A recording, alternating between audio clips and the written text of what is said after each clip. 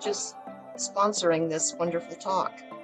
Just a quick word about the Friends. The aim of this all-volunteer organization is to raise money for library programming, such as children's story times, book groups, and to purchase items such as our bestseller collection and the play table in the children's room. We raise money through donations and sales in our bookstore, which, by the way, is the only bookstore in Los Gatos right now. I know you're all eager to get to our speaker, so here's Elise Parsons, our program chair, who will introduce her. Thank you, Mary. It is my absolute pleasure to be introducing Alka Joshi. Alka is the author of a series of books about Jaipur, India. Her first one is The Henna Artist. I read that book in my book club, and I immediately called up Alka and I said, would you come and speak for the Los Gatos Library? The book is just fascinating. So I've asked her, what's the latest exciting thing that is happening in your journey with this trilogy? And she has informed me that her The Henna Artist is being developed by Netflix for a movie. So we'll all be watching anxiously for that. So without further ado, I'd like to present Alka, and she can tell us about her wonderful, exciting journey. Thank you so much, Elise, and thanks so much for asking me to speak to the Friends. I think, I love things like this because libraries for me were a lifeline when I was growing up, and reading books was a way to find out about my world and about how to navigate all the obstacles within it. So I have a soft spot in me for libraries. All right, so let me tell you a little bit about what it's like to become an author at 62. At 62, I find myself being asked this question all the time. What does it feel like to be an overnight success? And I'm here to tell you there is no such thing as an overnight success. Everything takes time. And The Henna Artist took 10 years and 30 drafts. And, the reason for that is because I think, first of all, I never intended to become a writer. It's not as if from the time I was 3 or 4 years old, I was writing little stories or writing in my journals or, submitting short stories to be published and so on. I really just wanted to be an artist. And I have always painted and drawn and sketched, and that really was going to be my life. But, academics, I was also very strong in, and my father was very committed to the three of us, my brothers and I, going to really good colleges. So I ended up going to Stanford. And of course, as you know, going to a college like that, you don't learn anything that is practical. It's all theoretical. So I come out with a degree that, doesn't qualify me for anything. And eventually I think, I still want to be a creative person, but maybe one of the ways I can do that is to go into advertising. So I get to create commercials. I get to write dialogue for radio commercials and so on. So that's what I end up doing. And I did that for large companies and large international companies in San Francisco for years, and then finally decided that I needed to go off on my own if I wanted to really create my own world and hire only women and pay them well in a way that I was not getting paid well and not being recognized by the large multinationals. So I had started my own business. And then in 2008, the mortgage crisis came along. And that was just one in a number of recessions. We seem to go through a recession in our country here every 10 years. And it takes about 2 years really for the economy to start bouncing back. So I knew that this latest recession, the mortgage crisis, was going to take about 2 years. And I needed to just sort of keep myself busy for 2 years while my work went a little bit slow. And I thought, oh, you know what? Maybe I'll finally do what my husband has been asking me to do all of these years. And that is learn how to write fiction, long form fiction. He said, you're always making up stories whenever we go to restaurants, you're making up stories about the people next to us. If we're in a line at the supermarket, you're making up stories about people in the lines, at the other check registers. So, why don't you learn how to do this officially, professionally? And I'd never had time because I was always so busy working, but I had these 2 years of slowdown. So I thought, okay, there's a program that's not that far from my house, about a mile, 2 miles away. I could walk there, I could bike there. I'll just join that program. I enrolled, and then from 2009 to 2011, I would write what would become my thesis, which was the Henna Artist. And during those 2 years, I was also taking my mother back and forth to India. Why? Because my younger brother had bought a condo there. Quite coincidentally, he had bought a condo. He had spent a couple of years sort of tricking it out and remodeling it and furnishing it. And then he said to my parents, this is for you guys. I know you're getting older and nostalgic, so come on. And, however long you want to stay, whatever you want to do is fine. I've got a cook here, so you don't even have to cook for yourself. Okay, fine. So my mother said to me, let's go. You take me there, honey, and you leave me there for a couple of months because I want to stay longer. And you come back and go ahead and finish your semester. Wait until you have a break, a Christmas break, spring break, and then come back and get me. Okay. So I'm doing that. And I'm spending more time with my mother when I go to India than I have since I was 18 and left for college. I'd never lived at home since then. But my mother is showing me her India. And that was really interesting to me because it brought back memories of my India as a girl, since we had left by the time I was 9 years old.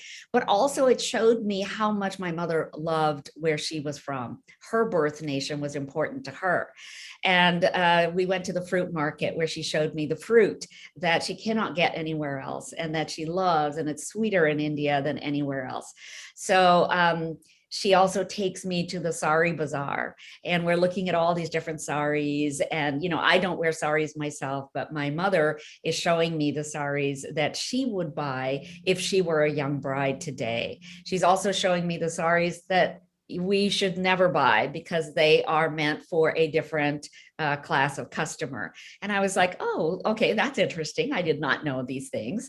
And she takes me to her old school, and we meet with the headmistress there, the current headmistress. We walk into a classroom, all the girls stand up, because I realize that in India, elders are really respected. There is a huge respect for elders that I don't think exists anywhere else.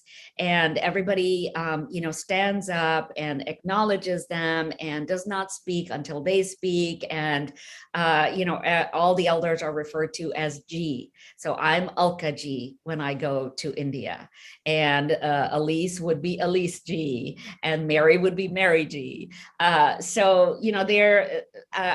learned that, there is all of these customs there that I had completely forgotten about as a child growing up in the United States. And then my mother told me when she was 18 and in college for the first year, her father said, you need to come home now. We have found this young engineer for you. We couldn't have done better for an arranged marriage for you. This young engineer is one of those new breed of engineers who is going to rebuild India post-independence. And he is 23 years old. You're 18. If we wait any longer for you to be married, we will lose our opportunity and you will become a spinster. So my mother hurries home, she gets married, and by the time she's 22, she has 3 kids, 2 in diapers all the time. And then she is constantly moving from city to city because my father is being moved on projects for building dams and roads and bridges and foundations of schools and universities and so on. So by the time I was 9 years old, we had moved to 5 different cities. And then my father announces that he wants to get a doctorate. And the place that he wants to get a doctorate is in the United States at the Iowa State University, where they're doing research that he's very interested in. So we move, he has a fully funded doctorate to Ames, Iowa, and that's where we move. And so my mother is moving us halfway around the world and getting us acclimated to a whole other country. And I thought, as my mother is taking me around India, I thought, she has done a remarkable thing as an immigrant. She has allowed me to grow up very differently from the way she was raised. She has always given me complete freedom to choose my own partner, choose my own career. And she's always said, honey, if you want to have children, great. If you don't want to have children, that's okay too. How many you want to have is up to you. These are all decisions that you should make for yourself, because every woman should have the right to make these decisions. And I know the subtext of that was that she did not get to make those decisions. Her agency was taken away from her. So then I thought, okay, what if when I start writing a novel, what if my main character is a woman who gets to do all the things my mother did not get to do? She gets the agency that my mother did not have. So Lakshmi comes into my imagination, and Lakshmi looks just like my mother. She has the light eyes that my mother does, and that I do too, and that my younger brother does. And Lakshmi forges a new life for herself after deserting her marriage, which really would have been verboten in my mother's, life. But, Lakshmi gets to emerge in a whole new place. She takes her skills with her, she takes her intelligence with her, and she forges a new life for herself. So I say, Mom, I'm creating this character. I'm creating this whole book for you. And my mom said, well, that's interesting, honey. But, we are Brahmin, and I, as a Brahmin woman, would not have been allowed to become a henna artist. So I said, okay, Mom, but what about this? What if Lakshmi, because she's a Brahmin, but she's doing the work of her lower caste, she's sort of treated a little bit differently, and she's considered a fallen Brahmin. And now she gets to navigate all the different castes and classes in between. So Mom said, oh, okay, all right, I'll buy that. And, her parents are not there to tell her that she cannot become a henna artist. She's so far removed from them at this point. So, okay. And then my mother said in 1955, which is when you have started your novel, our henna was very crude. And she said, when I was married in 1955, my henna was applied with a finger, which meant that it wasn't as intricate as your Lakshmi's henna. So, they would have put a circle and some dots and maybe gone up the fingers with some dots and then maybe just done the fingernails in henna. And I said, yeah, but Mom, I get to take creative license now as an author. And this is what I'm finding out in my program. So now, I can imbue Lakshmi with this amazing ability to do very detailed henna. My mom said, okay, it's your book. You get to do what you want. So I start working on this book. It does become my thesis. And then my mother is present at my thesis reading, but then she needs me to take her to doctors and then to hospitals and then to hospice. And she's gone in the next 8 months. And so I stopped writing altogether because I thought, okay, well, if I wrote this novel for my mother and she's no longer here, doesn't make any sense for me to keep going. And, by now I had clients calling me and saying, okay, our recession plans are over and now we are ready to start some projects up again. So I'm back to work. Some time goes by, and then my thesis advisor calls me and just sort of talks to me about what's going on. She wants to know about my mother and her death. And, I tell her nothing's going on with the book. And she said, well, I have some ideas on what we could do to make that book more publishable. So let's work on it together. And I say, okay. So a year and a half later, she takes my draft that I've been working with her on and she sends it to her agent. Now I have an agent, if you can believe it. Her agent calls me from New York and says, I want to represent you. I love this novel. I love Lakshmi. I love the whole art of henna. I've been to Jaipur many times for the literary festival that happens there every January to represent some of my authors. I said, great, Emma. So now we're going to get published. And she said, no, we're not getting published right now because I don't want to let this book out of my stable until I know that it can be a bestseller. And you're not there yet. So I said, okay, what do I need to do? She said, you need to cut out every other chapter. You need to work on your beginning. You need to work on your ending. You need to improve some of the character arcs that you have in here. And you need to improve the tension so that it's consistent throughout the novel. Okay, I say, I start to work on this at the same time that, of course, I'm working in my agency. And 3 years later, I say, Emma, it's been 3 years since you and I started working on this novel. At what point do you intend to send this off to a publisher? She said, well, you're not ready yet, but I don't know what to tell you because I've read the novel too many times now, and you need to hire yourself a developmental editor. Okay, so I hire a developmental editor, and Sandra is her name. Sandra goes through the whole novel. She's so generous and so kind with her praise. And then she tells me, here's 12 pages of things I think you could do differently. And I think to myself, wait, she didn't tell me I'm ready to be published. And that's really what I want to hear. So, okay, I need to hire another developmental editor who will tell me that, because obviously Sandra didn't get it. So I hire another developmental editor, and she goes through the novel, and she still does not tell me I'm ready to be published. In fact, she sends me even more pages of edits and comments and changes. And at that point, I gave up writing again. I just said, okay, this must be a racket. The whole publishing game must be a racket. I'm obviously never going to be published. I'm tired of this. I'm not doing this anymore. I am going to go back to work where at least I know that I'm getting paid for what I'm doing. All this time, it's been like 8 years of no payment and just work on the novel. All right. So a year goes by, year and a half goes by. I am looking through my desk for something, and I find this big, thick manuscript. And I, take it out of my drawer, and I look at it, and I go, that was a lot of work. That's a lot of years and a lot of work. And I open it up to a page, and I start reading. An hour later, I'm still reading because I'm interested in my own novel. I'm reading it like I'm a reader. And, that was surprising to me. And I thought, wait a second, this is a pretty good story. Why does nobody want to publish this novel? What is wrong with it? And so I thought, okay, let me just go back and read what those two developmental editors were telling me. Maybe there's something in there I could do differently. And I think that because I had distance away from that feedback and I wasn't so close to it and I wasn't taking it so personally, I could read it for what it really was, which was really a way to make my work better.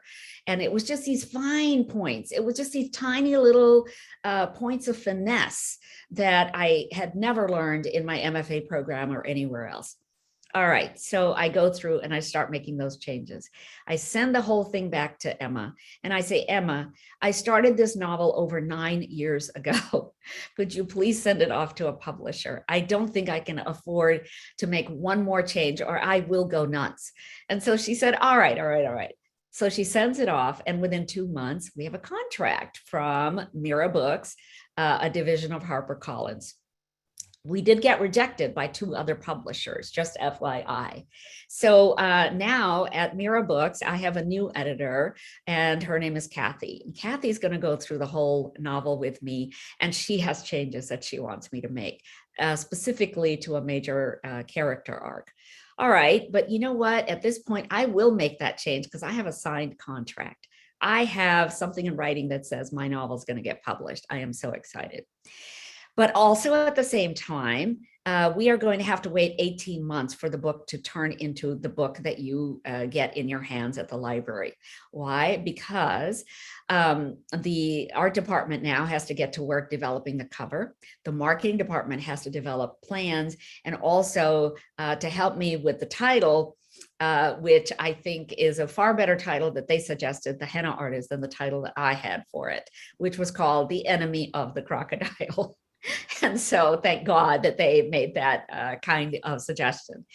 And then the sales department is busy selling. They fly me out to New York and to Toronto, which are the HarperCollins headquarters for the US and Canada. They have me talk to the major booksellers because those are the first markets that they're going to sell into. They have me do these Facebook Live events. They have me do these videos for the booksellers who are not located in New York and Toronto so that they can send those off. Now, finally, we are all just waiting for the release date. And HarperCollins is so excited because they are planning for the Henna Artist to be a big book for 2020. They have sold it into almost every venue possible.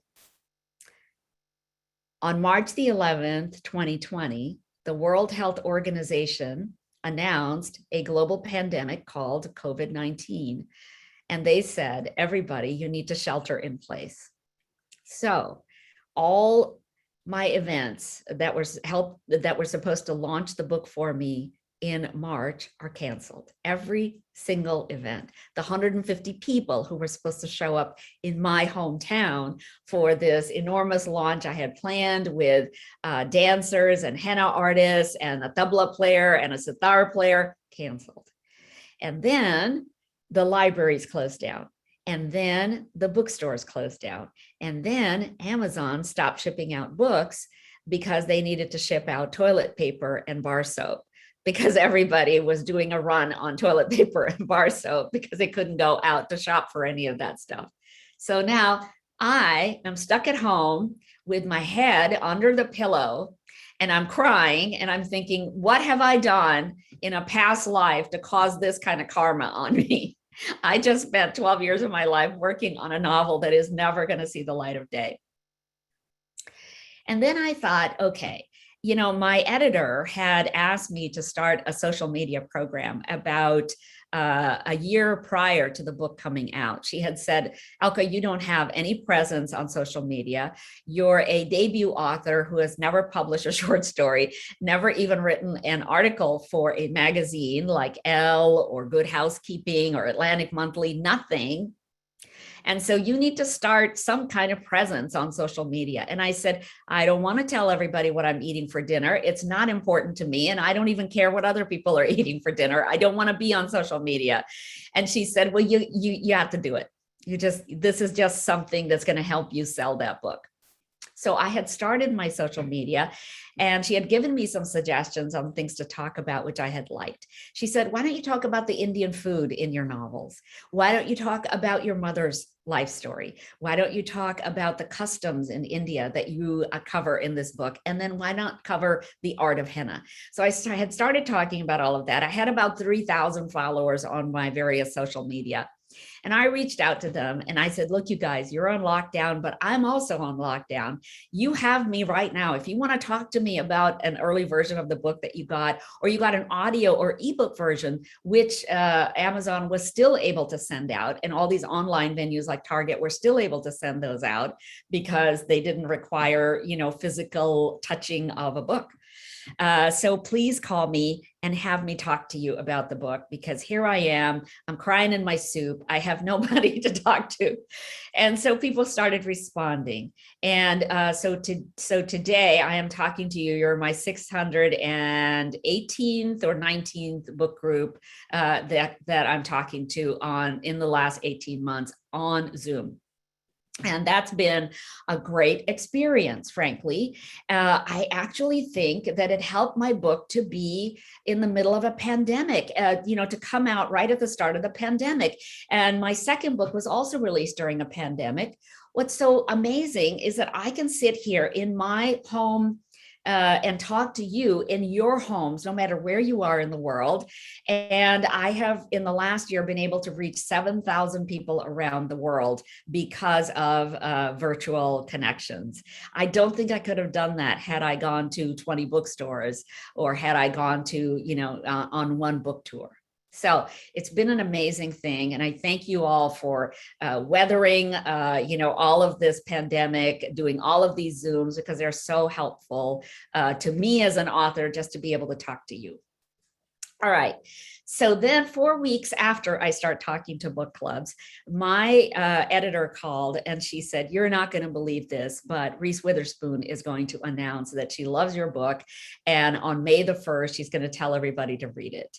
So I was just completely floored, because I was looking forward to all of my in-person events, but never did I think that I would be you know, sponsored or endorsed by Reese Witherspoon.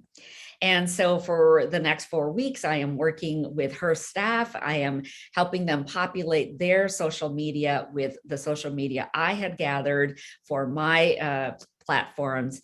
And then finally on May the 1st, I get to talk to this amazing woman named Reese Witherspoon, who has done more for us female authors than anybody on this planet, anybody.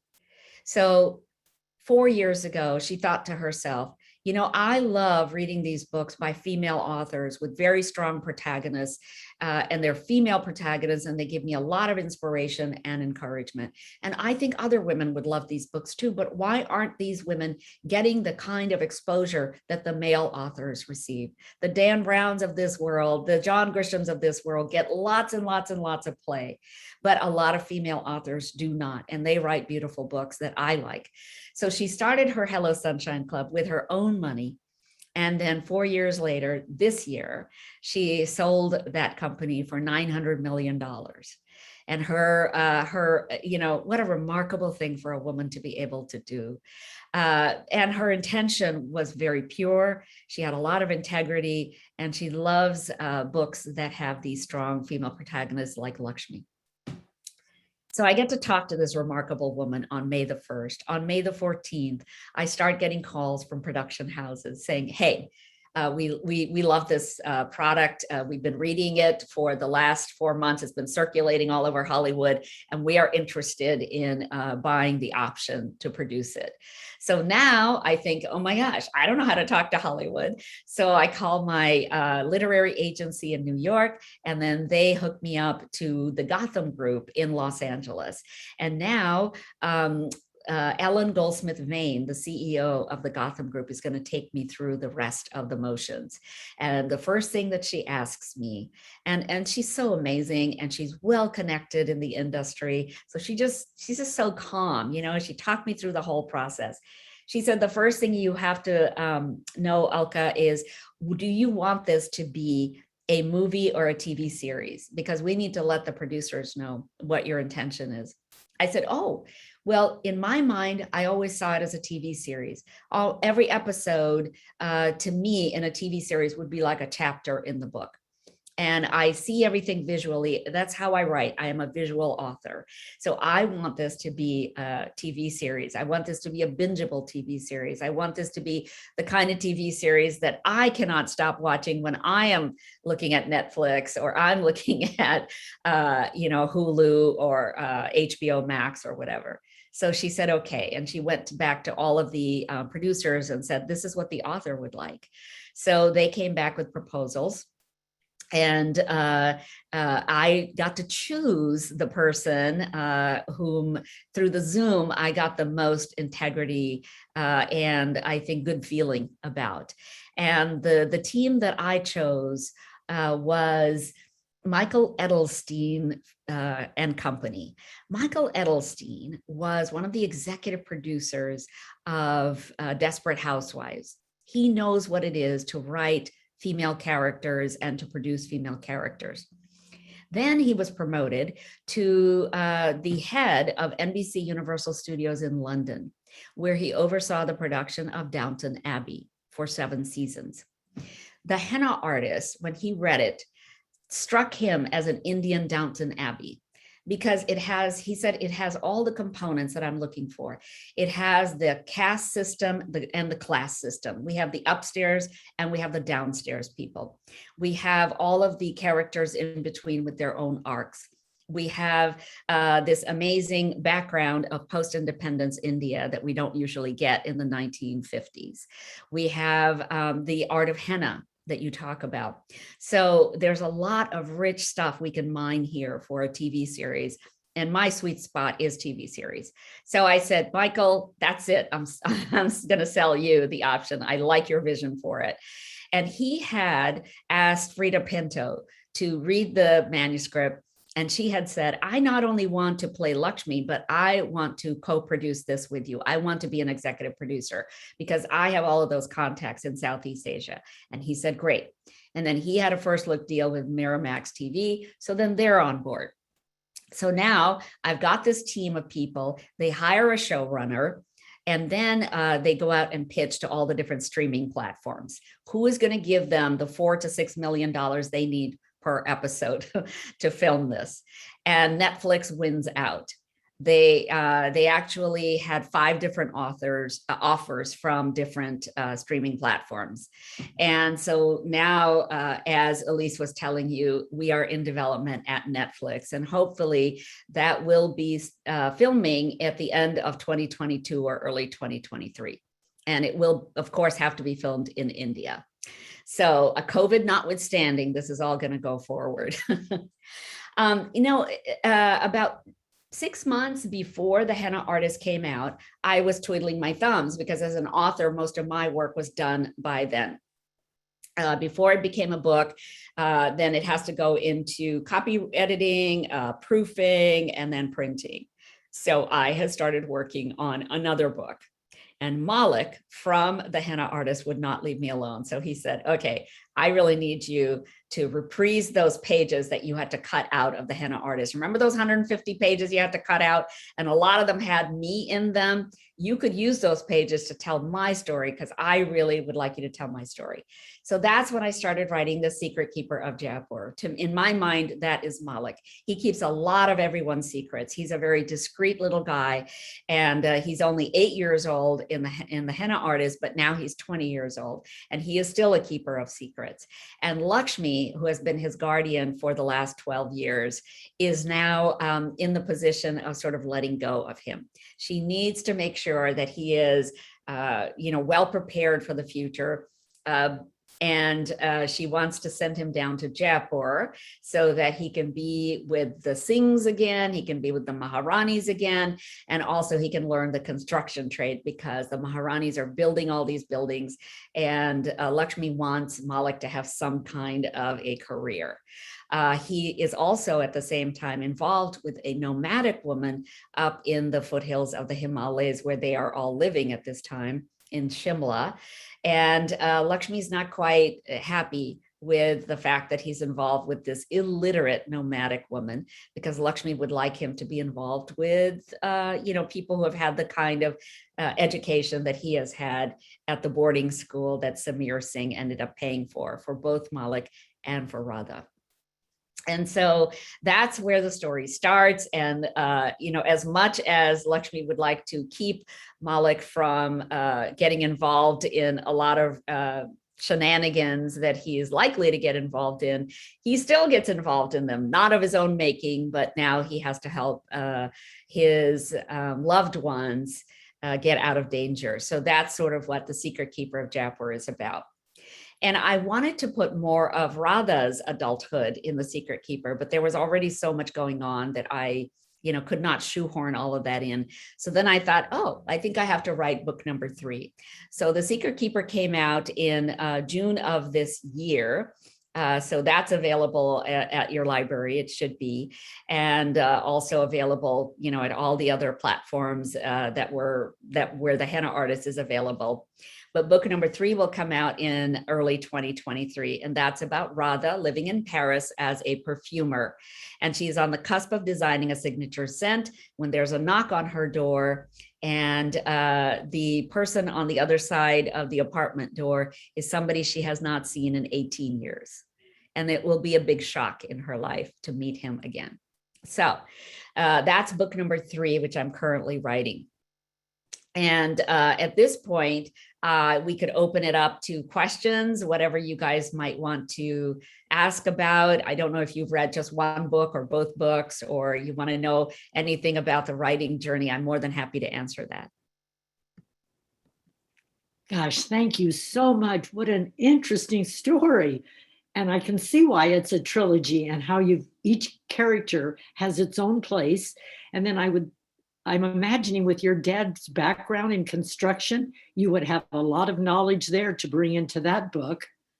My dad is a really huge fan of mine, and he reads my drafts, and he gives me a lot of really good feedback and gives me a lot of, details that I need to populate my novels with in order to make them feel so authentic.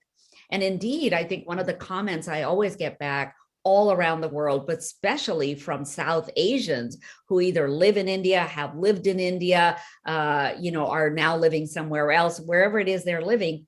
they're telling me this feels so authentic. Your books feel like I'm actually there. And how did you manage that when you have not lived there since you were 9 years old?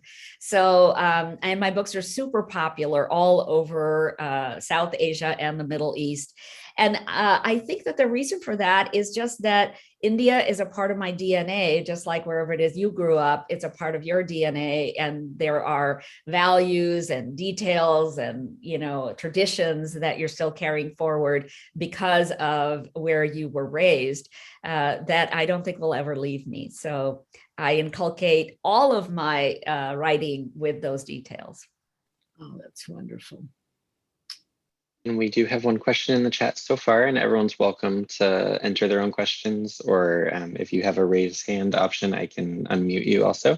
But the question is, could you talk about your writing process? Yeah. In the MFA program, and I think in most classes that I have ever taken, the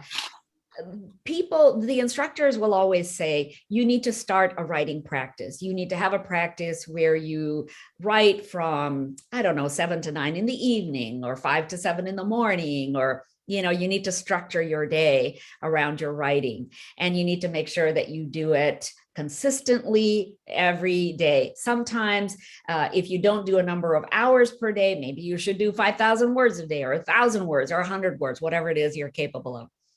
Well, I just cannot stand routines. I am not a routine person. I am not somebody who can write every single day at a certain time. And I think my process is different because I'm an artist, because I still love to sketch and paint and draw. So I see the world and of my characters visually. And I imagine the scenes in my head. The scenes are filled with color and pattern and people and sights and sounds and smells. And so when I see these scenes, I am trying to figure out what are the various characters doing? How are they talking to one another?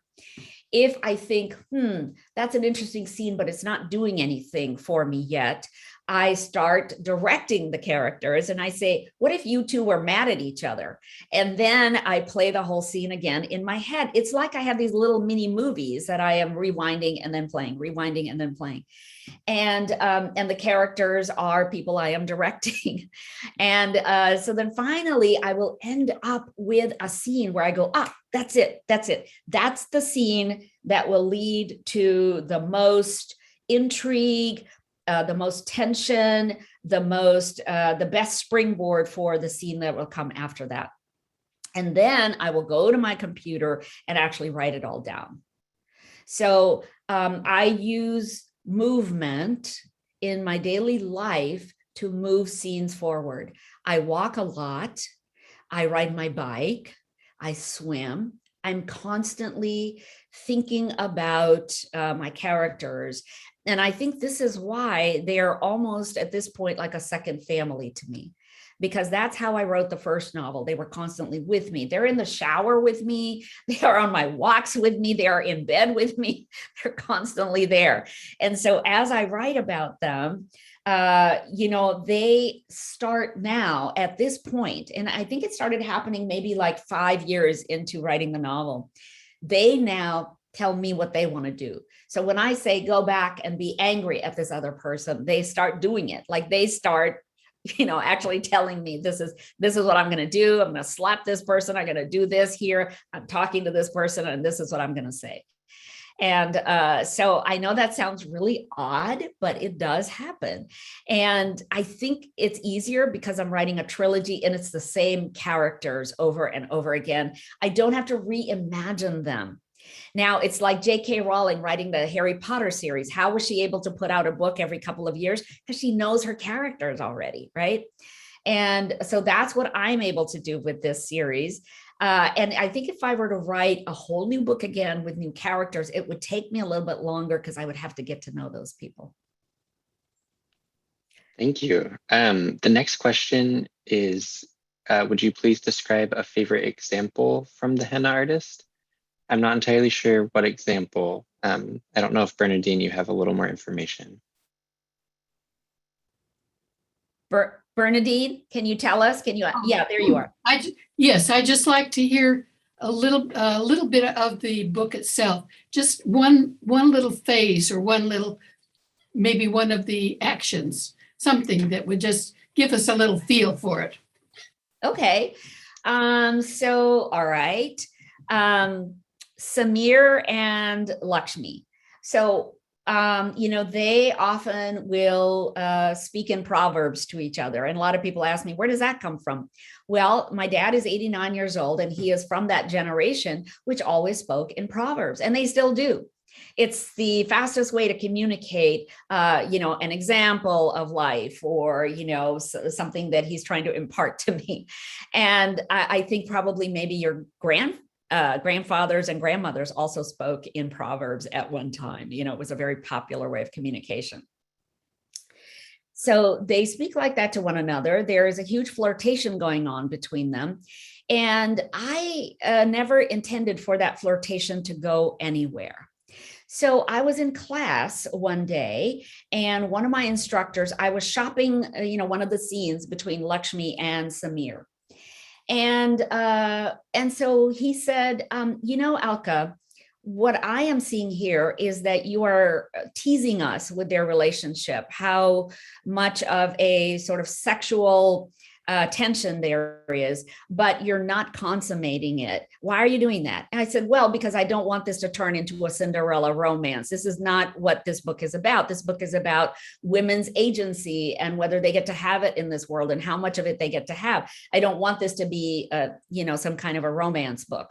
So he said, yes, but if you could consummate that relationship, if you could just try that, then maybe it will go to their character. Maybe the way they make love goes to their character. Maybe what happens afterwards goes to their character. So I thought, okay, I very reluctantly tried that. I had never written a sex scene before. So I got myself a glass of wine, and I drew myself a warm bath, and I sat in there, and I just thought, okay, let me imagine this scene in front of me. And it came to me so easily. And then I started writing it. And then in the next time that my manuscript was getting feedback, everybody thought, my class thought, okay, this scene is working. This is perfect. So Samir and Lakshmi do end up sleeping together that one time. And then I thought, okay, what if I carried this forward? How would this, relationship develop? So I developed the relationship, and then pretty soon the two of them in my subsequent drafts are actually carrying on a relationship at the same time that the rest of the story is progressing. Well, I had a reviewer read that and say, okay, I don't believe this for a second. Lakshmi is not the kind of person who is going to allow herself to be the mistress of somebody. She is way too independent for that. So I thought, oh, okay, let me pull back on that relationship. What if the two of them only sleep that one time, and Samir ends up disappointing her so much in that moment that it serves as a catalyst for her to change her life and to realize what she's been doing all of these years may not be what her intention was when she first started in this field of herbal healing and henna art. And so that's exactly where I took it. And it felt much more comfortable for those two characters. So now when you read The Henna Artist, that is the one scene where they actually have a moment like that, a tender moment. And the rest of the scene, the rest of the book, the rest of the story is really about her getting over the fact that he let her down in a moment when she really needed him. So if that is the kind of example you were looking for, Bernadine, I hope that satisfies your question. Thank you very much. Thank you, Alka. We have another question. And they say, I'm curious about how much longer the process was to get The Henna Artist published compared to the time it took to publish The Secret Keeper of Jaipur. Do you attribute the difference mainly to hesitation to publish a first-time author, or to improvement in your writing skills the second time around? Improvement in my writing skills the second time around led me to finish The Secret Keeper in just 2 years. The other thing, of course, that took less time is that the characters are developed. I already know their backstory from the Henna Artist that I could put in The Secret Keeper. So we know why they're reacting to certain people the way that they're reacting to them, right? So that is all, already laid out and easy for me to reinsert in The Secret Keeper. The third book will also only take me 2 years. It's already pretty much done. And now I'm just waiting for the various endings to come through. I'm going to try endings many different ways, just like I did for these two. Do I have the endings where the characters end up all in a happy place, some in a happy place, or nobody in a happy place? These are all things that I have to decide as an author. I do think that in the 10 years that it took to develop the Henna Artist, most of that was not in the publisher's hand. Only in the last year and a half was it in the publisher's hands. I didn't get that contract until then because my agent was very careful. She was a very seasoned agent, and she would not let the Henna Artist out of her hands until she felt it could be a bestseller. Because she's told me, she said, you're a debut author. Nobody likes to publish debut authors unless they've got a bestseller on their hands. You have no pedigree. You're not the Stephen King of this world who's already published 100,000 novels. You are not somebody who has written a book of short stories and now you're turning to the novel format. You have no pedigree. We have to make sure that if we want a second book and a third book contract, you have to have this book be a stellar book the first time around. That's why it was so frustrating for me to keep waiting and waiting and waiting for her to send it off to a publisher. She wouldn't do it. And I'm so grateful to her to this day that she would not do it. If it had gone out too early, and I do think that a lot of manuscripts go out way too early to publishers. If it had gone out too early, it would not have been ready. It would not have, reached people's hearts the way that it has at this point. Because with every draft, I was able to layer yet another backstory into a character, layer yet another tradition of India, another idea about what Lakshmi can do to heal people. I was able to just layer and layer and layer. And that's why I think the book now, the way that it stands, is so much richer than it was from the first draft that I wrote in the MFA program. Thank you for your question. Thank you. And Mary asked, when we talked before the talk began, you mentioned the casting for the Netflix series. Could you tell that story? Is that something that you're able to tell? So the casting is something I will not have anything to do with. Okay. The only person who has been cast is Frida Pinto because she came packaged with the production deal.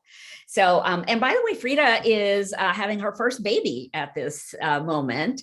So that's very exciting for all of us on the production team. I think that what's important is that I gave away my rights to the writing of the screenplay. Why? Because I talked it over with Ellen, my screen management agent. And I said, Ellen, what happens if I insist on writing the screenplay? She said, well, first of all, you have no experience writing a screenplay. So the production team would have to hire somebody to work with you, some seasoned person. You may or may not get along with that person. They might have to hire another person and another person. It depends because maybe your writing styles would be different. Writing a novel is so different from writing a screenplay. In a novel, I had all of those pages, 300, 350 pages, where I could write about the interior thoughts of the characters. You can't do that in a screenplay. In a screenplay, you have to be able to do it through dialogue and through character actions and maybe their facial expressions, which I can't write into a screenplay because you want the actors to have as much freedom to convey that as possible. All right. So, and then she also told me that if the author insists on writing the screenplay and they don't have experience writing the screenplay, it makes it much harder for the production company to find a streaming partner. Streaming partners don't want to take a chance on a screenplay that is not done by a professional. So, and she also said, right now, the production team will buy your option for and give you a lot more money in return if you do not get involved in the project. I said, oh, so actually they don't want authors to be involved in the screenwriting process? She said, you got it. Because we wrote these words. We are so wedded to these words. We are emotionally bonded to the words and to these characters. They would rather that they had a team of people in a writer's room putting all of this together, and that we, kept out of it. Like, I can read the scripts and I can say, I don't think Lakshmi would say it quite like that. Maybe she would say it a little bit softer in this way. And they might take my suggestion or they might not. I will get to input my suggestions, but that does not mean that they have to take my suggestions. Michael Edelstein did do this one thing for me. And this is something I totally respect about him. Everything I have asked him to do before I sold that option to him, he has done. One of the first things I said was, this is a story about females in South Asia. This has to be written by females from South Asia. I do not want the writer's room to be populated with white males. They are not going to understand the nuances of what I'm saying here. And I said, I really want also females to have the opportunity to write screenplays, because a lot of females do not have that opportunity. And I want them to be working on a major project like this. And he, true to his word, has populated the writer's room. When I was in Paris, I got to Zoom with the brand new writer's room that they had put together.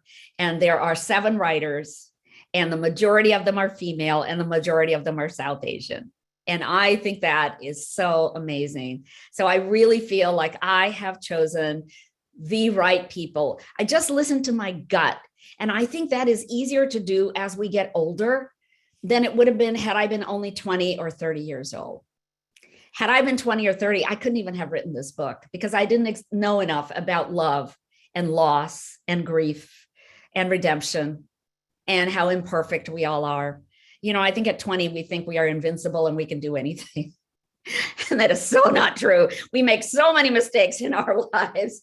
And I wanted to imbue my characters with that imperfection. And that is something that I think is just so important when we read a book. We need to be able to see that the characters in books are human the way that we are.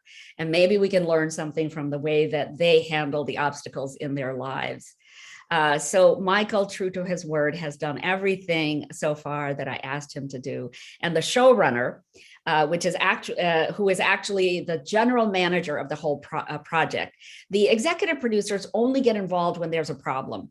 The showrunner is the one who puts together the writer's room, who is going to put together a list of directors who might be directing this, who's going to put together the list of cinematographers that they might consider.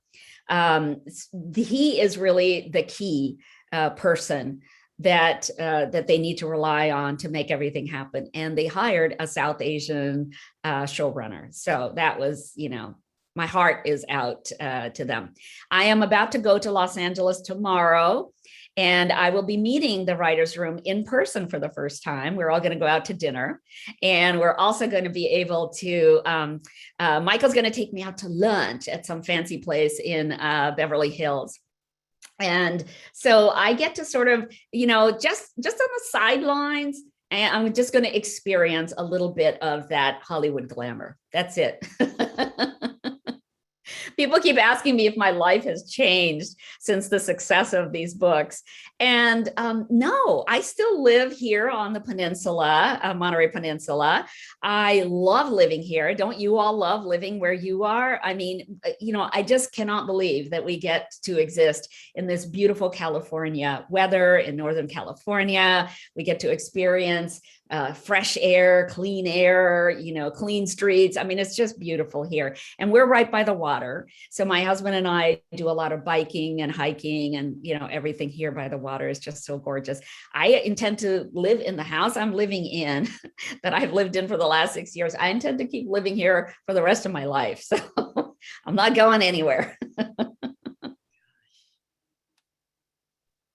Thank you so much, Alka. Are there any other questions from the audience? I just want to say how grateful we are to have experienced you and your fairy tale with a lot of hard work journey. And you're so real yourself. And that's why I think maybe your characters are so real. But boy, the Friends of the Library, we just cannot thank you enough. And Daniel, haven't you said that you are going to be putting this on YouTube? YouTube, exactly. Yeah, we'll have that. We'll make sure plenty of other people get to see this because, I mean, everybody in book club just so identified with the book.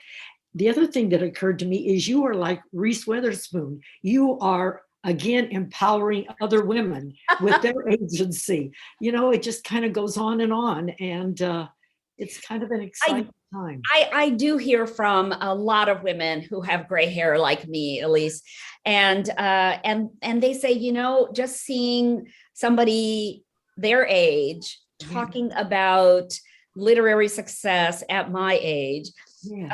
It really does inspire them to pick up their poetry or their short stories or their memoir or something that they really want to pursue as a passion project, which they may have put aside because of work or family or, you know, illness or whatever, but now they can pick it up. And I think it's never too late to write about your life, to write about other people's lives, to make up anything, and don't be in a hurry.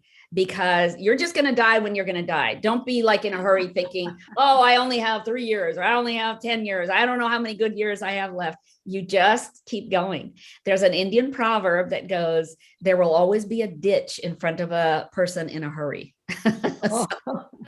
So don't fall into the ditch. Great.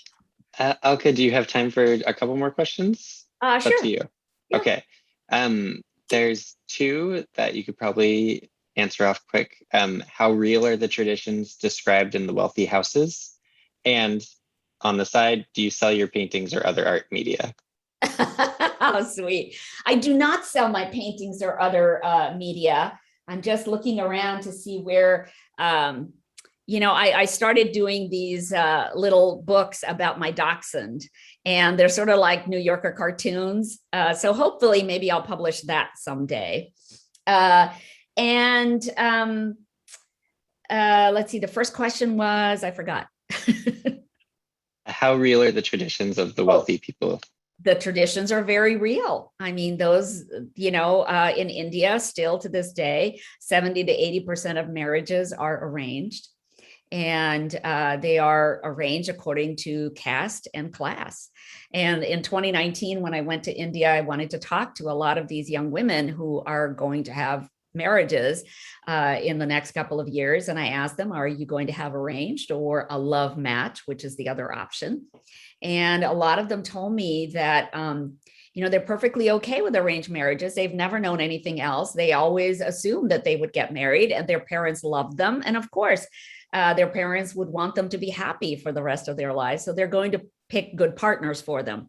But unlike in my mother's generation, when she did not have choices, she was just told you're going to marry this person. Now they have bio data from several people that their parents have vetted, and they're going to show the bio data to the girl and say, okay, which one of these people do you want to meet? The same thing is happening at the groom's house. Here are some 5 girls. You know, which one of these would you like to meet? Go out to lunch. Maybe if it's a permissive family, you'll get to date them for a couple of months before you have to decide which one. And then likely you will be married in a couple of months. So that's still, you know, happening. But the women who are becoming more and more educated, and that's happening a lot because the middle class in India is growing by leaps and bounds. Because of the high-tech sector, because of the success of Indians in the high-tech sector, there's a lot of money available for the families to educate both their sons and their daughters. So as these young women are going to school, you know, they're starting to say to their parents, I want to wait until I have my BA before I get married, or I want to wait until I have my master's, or I've been working for a couple of years to establish myself in a career before I have my first child. So these are points of negotiation that these young women are able to make now in a way they would not have been able to make in my mother's time. There is also a growing a small, albeit small, but a growing number of young women who are making more money than their husbands because they are so educated. And so they are starting to ask for prenup agreements, which I think is a huge sign and a good sign and a wonderful portend of things to come. Women, I think that once they get into a profession, they just pour their heart and soul into it. And they do really well at work and they follow through their responsibilities. And I think they don't overpromise. They don't say, I can do something when they know that maybe they don't have the skill to do it. So they tend to maybe undersell themselves, which means they're going to excel at the next job and the job after that and the job after that. So I think that women are perfectly poised to be very successful and major breadwinners. Even here in our country, in America, 50% of households are led by women. Women are the major breadwinners of over 50% of households in our country. And I think that people need to know that. I think they need to respect that about women. I think that it's very important for everybody to realize that women are just as capable, if not more capable, of managing businesses and supporting their families. So that is happening in India. And another cool thing that's happening is that if you have a daughter who is making a very good income, these families are saying, we're not going to put a dowry on our daughter's head. We're not going to put a number on her head saying this is how much she is worth. We are not going to pay a dowry to the groom's family. Because, if you think about it, the dowry was really just a way to prepay the groom's family for taking care of the daughter for the rest of their lives. And if there's no need to do that because the woman is making a lot of money, pay. Don't pay the dowry. I really do wish that we could get rid of two things in India. One is the dowry system. Hate it, because it does put a number on a woman. You're rich enough to be wedded to this person, but not this person. And then the second thing that I wish we could eliminate is the caste system. There's no reason to have a caste system. Class system is evident in every country, every culture of this world. Whether or not you realize it, you and I are sitting in a very privileged class system. We have the wherewithal to change our lives, to go into different professions, to be educated even further. That's available to all of us. It's not always available to people in a lower socioeconomic class. And we all have to recognize that. But caste, a caste system in India is something you are born into. You can never change your caste. You are born into it because both your parents are that caste. So that is something that I wish could be eradicated, because that's just ridiculous. Oh, goodness. I think that is all of our questions. Thank you so much, Alka. On behalf of the library, I really appreciate you being here today and just allowing for such a wonderful discussion. Anytime you guys want to get a hold of me, of course, it's my first name, Alka, at alkajoshi.com. It's so easy, right? All right, you guys, thank you so much. Have a great rest of your day. Thanks so much, Alka. We will stay in touch. Bye-bye. Thank you. Thank you.